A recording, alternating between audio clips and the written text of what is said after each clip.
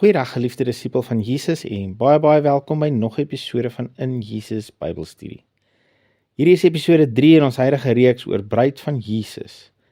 Want ons nie net kyk na die verhouding tussen man en vrou in die huwelik nie, maar ook dat die huwelik 'n voorbeeld en tipe is van Jesus en sy liggaam, sy gemeente. Ons is tans besig in Efesiërs 5 en ek wil verder gaan hier van vers 25 af. Hy lees so in die 53 vertaling. Manne, julle moet julle eie vrou lief hê, soos Christus ook die gemeente lief gehad en homself daarvoor oorgegee het. Hier word ons as mans weer geroep om ons eie vroue lief te hê, maar nie om hulle lief te hê op ons manier, soos ons wil nie. Nee, maar om hulle lief te hê soos Christus die gemeente lief het. En hoe het Jesus sy gemeente lief? Hy het homself vir haar oorgegee. Manne, hierdie is groot. Ek en jy is nie geroep om ons vroue lief te hê, omdat hulle lovable is nie. Want kom ons wees eerlik met mekaar. Jesus het ons nie lief, omdat ons lovable is nie. Jesus het ons lief, omdat hy liefde is. Punt. Maar nou, omdat sy liefde in ons harte uitgestort is volgens Romeine 5 vers 5, het ek en jy nou die vermoë om ons eie vroue lief te hê, nie omdat hulle perfek is en al die perfekte dingetjies sê en al die perfekte dingetjies doen nie, maar omdat ons besef, ons is 'n voorbeeld van Jesus in ons huwelik en ons wil hom so goed as moontlik voorstel aan ons vrouens. Dis waarna ons moet uitstrek, dat ons vrouens sal kan sê, ek kan sien, jy het 'n verhouding met Jesus, want met die liefde wat ek by jou kry, is dit duidelik, hy is lief vir jou, en jy is lief vir hom.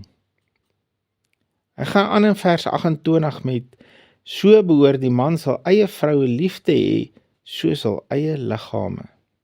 Ons behoort vir ons vrouens te sorg, soos wat ons vir onsself sorg. En dan sê hy in vers 29, want niemand het ooit sy eie vlees gehaat nie, maar hy voed en koester dit, net soos die Here die gemeente. Hy sê in kort hier, jy sorg tog vir jouself, so sorg dan ook op dieselfde manier vir haar, jou vrou. As ek nie 'n probleem het om R1000 te spandeer op 'n nuwe visstok nie, hoekom wil ek 'n ertjie kraam as my vrou R500 wil spandeer op 'n nuwe baadjie? En dis dalk 'n simpel voorbeeld, maar gun haar wat jy jouself gun. Dis eenvoudig wat die woord hier bedoel. Maar hier is die mooiste van hierdie gedeelte, en ek herinner jou net weer aan vers 32. Hierdie verborgenheid is groot, maar ek sê dit met die oog op Christus en die gemeente. Moenie uit die oog verloor dat hierdie gedeelte aanhoudend ook vir ons die verborgenheid verduidelik van Jesus en sy kerk. So hier is die logiese vraag dan. Hoe lief dink jy het Jesus homself? Ek dink verskriklik baie. En in vers 28 verwag die woord dan dat man sal vroue sal lief hê soos hul eie liggame. En onthou dat die man 'n tipe van Jesus is. Plus, God sal nooit enigiets van jou verwag wat hy nie reeds doen of al gedoen het nie. Soos hy verwag dat jy jou vrou sal lief hê soos jouself en voed en koester soos jy jouself voed en koester, dan doen hy dit al klaar. Jesus het jou lief soos hy homself lief het. Jesus voed en koester jou soos hy homself voed en koester. Wow. Koester beteken om 'n veilige atmosfeer te skep waarin iemand geliefd, versorg en beskerm voel. Ek wil dit net weer sê. As die woord hier sê dat Jesus as die man vir my en jou as sy bruid koester, dan beteken dit dat hy onderneem om 'n veilige atmosfeer te skep waarin jy geliefd, versorg en beskerm kan voel. Jesus, hierdie is vir my kosbaar. My Here Jesus, my bruidegom, hy neem dit op sy skouers om my te voed en te koester, want dit is wat 'n goeie man doen. Hy hou my veilig, hy versorg my, hy het my onvoorwaardelik lief, en hy doen dit aan my met die mate wat hy homself versorg en lief het.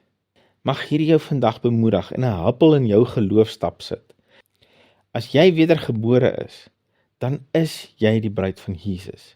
En omdat die koning van die konings jou man is, kan jy verseker wees dat jy veilig is en dat hy jou sal versorg. Hy sal jou nooit alleen los of jou nie steek laat nie. Nooit nie. Here, baie dankie vir hierdie beloftes. Dankie dat U vir ons so 'n goeie man is.